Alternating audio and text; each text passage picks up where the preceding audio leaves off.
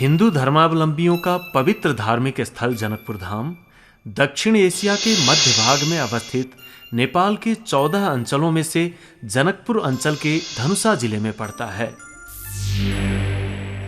हमारा समूह भारतीय मूल के विलायती नागरिकों के साथ काठमांडू से 35 मिनट की उड़ान के बाद जनकपुर पहुंचा। जनकपुर में एयरपोर्ट से हम लोग होटल पहुंचे और फिर कुछ देर विश्राम के बाद जगत जननी सीता व अन्य देवी देवताओं के दर्शन पूजन के लिए जानकी मंदिर एवं अन्य मंदिरों की ओर निकल पड़े।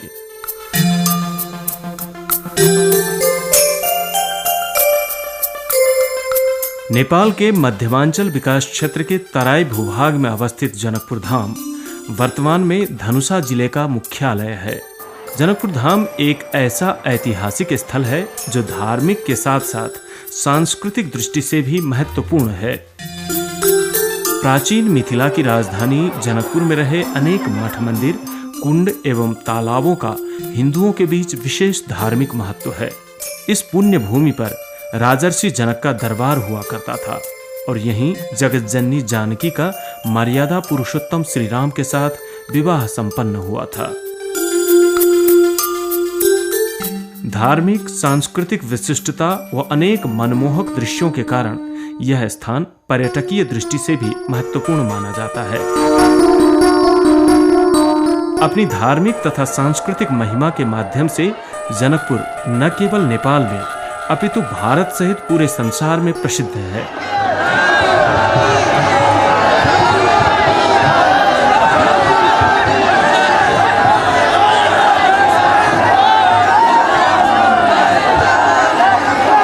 यहाँ के विभिन्न धार्मिक स्थानों में जानकी मंदिर का सर्वोपरि स्थान है। इस मंदिर के अंदर सैकड़ों कमरे, पूजा स्थल, मंडप, भंडार कक्ष आदि हैं। मंदिर के चारों ओर राम, सीता, लक्ष्मण, जनक आदि के मंदिर हैं तथा धनुष सागर, गंगा सागर, रत्न सागर, अर्गजा सागर आदि पवित्र कुंड एवं तालाब हैं। इन तालाबों में एक तालाब है अंग सागर। विश्वास किया जाता है कि सीता जी इसी में स्नान किया करती थीं। धार्मिक विश्वास है कि राजा जनक के दरबार में शिव का एक धनुष था जो इतना भारी था कि उसे कोई हिला डुला तक नहीं सकता था। लेकिन कमरे की सफाई करते समय नन्ही सीता ने आसानी से उसे उठा लिया।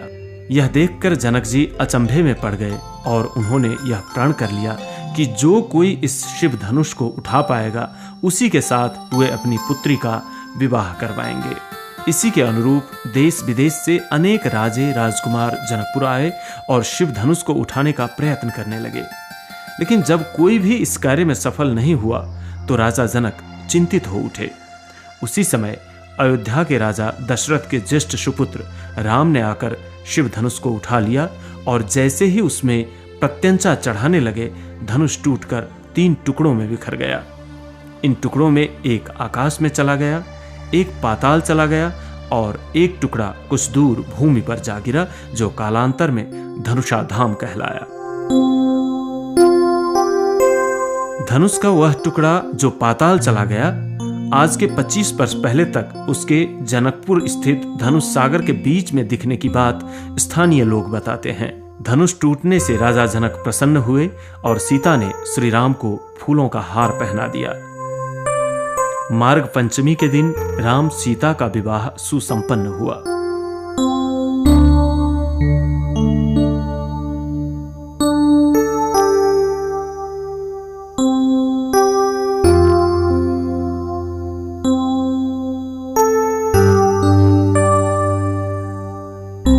जनकपुर में हर साल रामनवमी, जानकी नवमी, विवाह पंचमी और छठ पर्व में भारी मेले लगते हैं।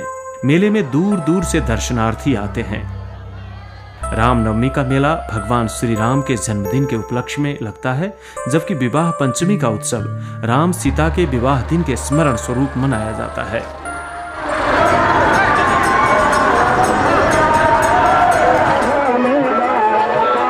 विवाह पंचमी के दिन राम और सीता की मूर्तियों के बीच मिथिला संस्कृति के अनुसार बड़े ही उल्लास व भक्तिपूर्वक विवाह करवाया जाता है। इसकी सांस्कृतिक तथा धार्मिक भव्यता देखते ही बनती है।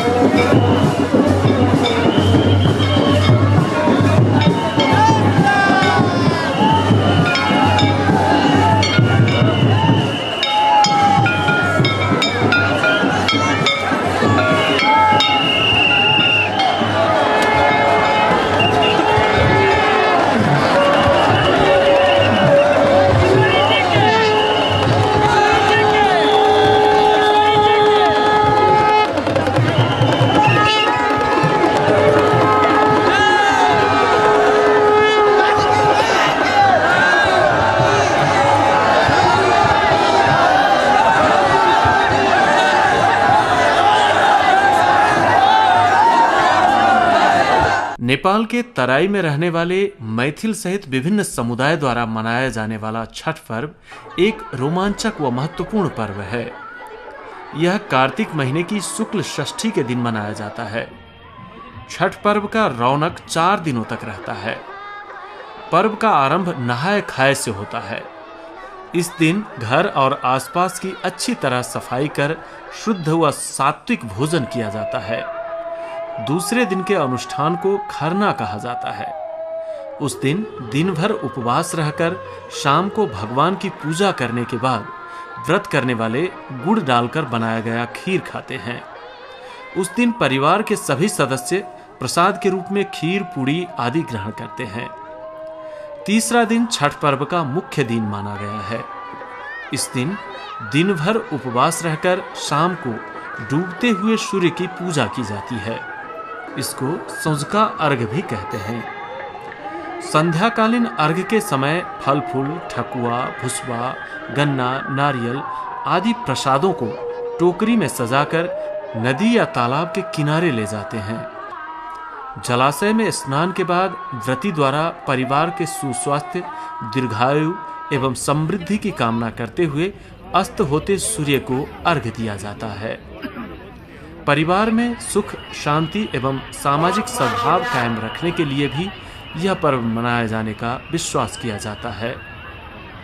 दूसरे दिन सुबह फिर नदी तालाब में जाकर उदय होते सूर्य को अर्घ दिया जाता है। सुबह सूर्य की पूजा करने के बाद छठ पर्व की समाप्ति हो जाती है। इसी के साथ व्रत करने वाले प्रसाद ग्रहण करते हैं और इस तरह 2 दिनों का कठिन उपवास भी संपन्न होता है। यह पर्व मिथिला सहित संपूर्ण तराई वासियों के लिए विशेष महत्वपूर्ण होता है। सामूहिक रूप में यह पर्व मनाने के लिए परिवार के सभी सदस्य घर में जमा होते हैं।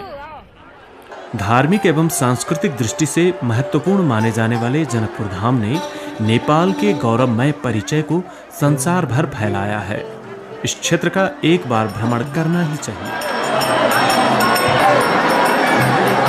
नेपाल की राजधानी काठमांडू से 380 किलोमीटर की दूरी पर अवस्थित जनकपुर स्थल मार्ग से सुविधापूर्वक पहुंचा जा सकता है। जनकपुर धाम में खाने पीने व ठहरने के लिए होटलों की अच्छी व्यवस्था है।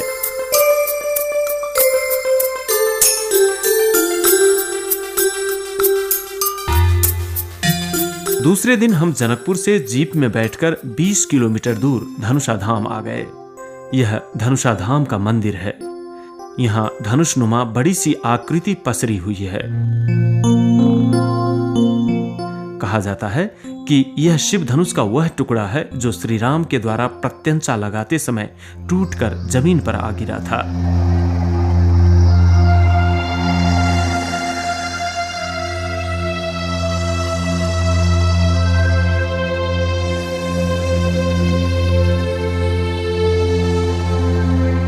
धनुषा धाम के बारे में यहाँ के पुजारी का कहना है, ये क्या है कि विष्णु पुराण के अनुसार इनको सत्ययुग की घटना कह के वर्णन किया गया। सत्ययुग में शंकर जी ने महर्षि दधीची की हड्डियां से धनुष बनाए थे। त्रिपुरासुर संग्राम किए थे। त्रिपुरासुर संग्राम के बाद में वही पिनाक धनुष शिव ने परशुराम को दिए थे वरदानी में कि जब तक ये आपके पास रहेगा तब तक आपका शक्ति कोई नहीं कर सकता। जब उन्होंने क्षेत्रियों को 21 बार नाश कर चुके तो फिर ले जाके शिव जी को देने गए कि प्रभु हमने बहुत हत्या हिंसा कर चुके, अब अपनी अस्त्र को संभालिए, हमको उद्धार होने दीजिए। तो बोले कि देखिए ये पिनाकी धनुष ले जाके आप राजा जनक को दे दीजिए, विदेह महाराज को। तो परशुराम ने वो पिनाकी धनुष राजा जनक को दिया था। अब वाल्मीकि रामायण वर्णन कर रहा है कि सीता उत्पन्न हुई, सीता 7 वर्ष की थी तो उनकी माँ सुनैना बचिया को बोली कि आज तू जाओ धनु को सेवा करो। उस समय ये धनुआ थे जनक के दरबार में, जनकपुर।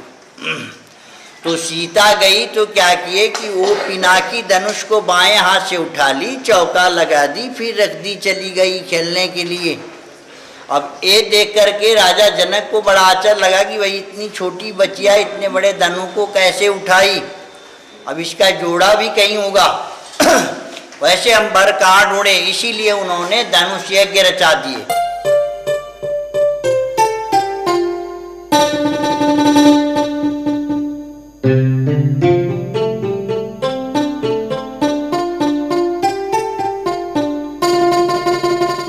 धनुषा धाम के दर्शन के बाद हम जनकपुर धाम लौट आए। जनकपुर धाम पहुंचने पर हमने श्री रामानंद स्मारक एवं जनकपुर धाम के द्वार को देखा।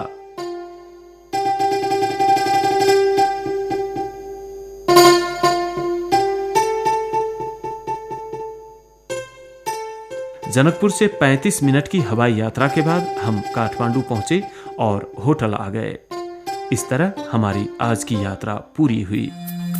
दूसरे दिन सभी तीर्थयात्री अतिथियों को फूल माला पहनाकर हम काठमांडू एयरपोर्ट पहुंचाने आए।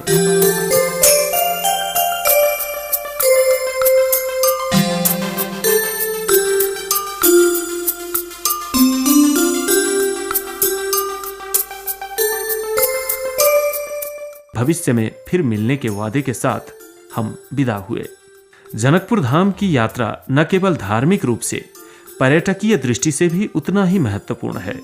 इस यात्रा का व्यवस्थापन काठमांडू में रहे मोन तेरेसा ट्रैक्स एंड एक्सपीडिशन प्रणाली ने किया था।